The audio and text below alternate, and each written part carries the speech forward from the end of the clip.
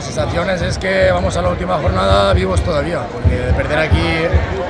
casi que las opciones se nos iban ya,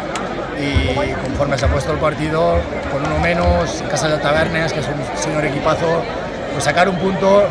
pues la verdad que es un mérito muy grande. Bueno,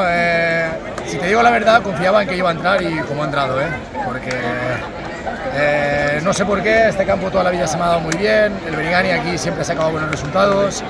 y confiaba en que iba a caer una y podíamos hacer el gol y por suerte así sido. Sí, la verdad que el mérito es grandísimo para este equipo. Yo creo que sobran los alabos al equipo porque el objetivo era la permanencia y la permanencia hace muchísimo tiempo que la hemos conseguido, nos hemos dedicado a soñar y seguimos soñando. El Municipal yo creo que se tiene que volcar con el equipo, somos mucha gente de Benigani, se tiene que notar, tiene que apretar, tiene que ser el jugador número 12 y a intentar ganar y a esperar a ver si mañana el Novelda gana o empata y la semana que viene a ganar, a hacer nuestra faena y a ver qué pasa.